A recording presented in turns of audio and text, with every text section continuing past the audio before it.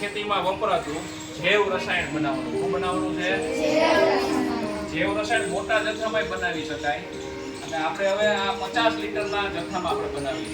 કેટલા લીટરમાં? 50 લીટરના જથ્થામાં. તો આપણે એમાં જરૂર પડશે 4 કિલો ગોળ અને 13 કે 14 કિલો કેળા. બરાબર છે? ગોળ આપણે દેશી ગોળ વાપરેલો છે અને કેળા છે સાદા કેળા, પાકા કેળા નાખવાના છે. આમાં જૈવ રસાયણ 3 પ્રકારના બને. કેટલા પ્રકારના? આ ગોળ છે અને કેળા છે. બરાબર છે? કેળા છે તો ગોળ આપણે મીઠું જૈવ રસાયણ બનશે. મીઠું રહેવું. જો આને બદલે આપણે કોઈ પણ કડવું લઈ, દાખલા તરીકે આની બદલે કેળું એટલે કારેલા વાપરીએ આપણે. કારેલા હોય ને તો એ કડવું થાય. બરાબર છે? પછી ખાટું કરવું તો કોઈ ખાટા ફળ નાખી ઉગાડીને હાવ કરશે તો ગોળનું કામ કરશે. એનો છે આપણે કેળાના નાના કટકા, બધા કટકા છાલ હોતા નાખી દેવાના. બરાબર છે? અને આ કેરબામાં બધું મિશ્રણ એક પછી એક આપણે નાખી દઈએ. કેરબો 4 આંગળી નીચે એર ટાઈટ થી 4 આમાં કેરબા છે. જો આપણે કેરબો છે ને એર ટાઈટ થી આખો કેરબો ભરી લેશે અને ટાઈટ કરશે. એમાં તારીખ લખશે. 90 દિવસ પછી જ્યારે એમાં એની માત્રા 200 લીટર નાખવાનું પાણીમાં આપણે નાખવાનું. બરાબર છે? પાણીમાં ભેળવી આપણે દવાનો પંપ છાંટીએ.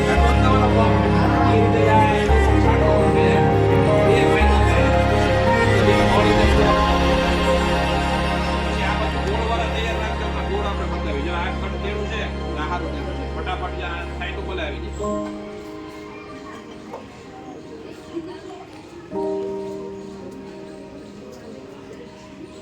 પાકા કેળા જામાં હાલે, કાચા કેળા ના હાલે. આપણે કાચા કેળા લીધા નથી, પાકા કેળા હે ને.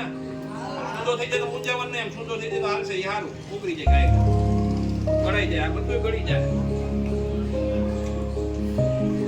આ પાણી એને આપણે ગોળમાં નાખીને આવે છે ને ઉગાડવાનું.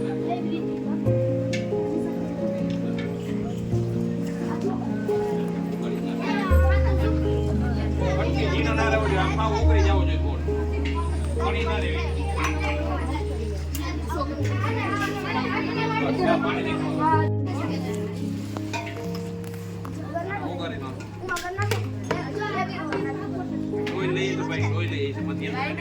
ઓગળી જાય ને એમાં ડોઈલમાં ભરતા જાય. બરાબર છે?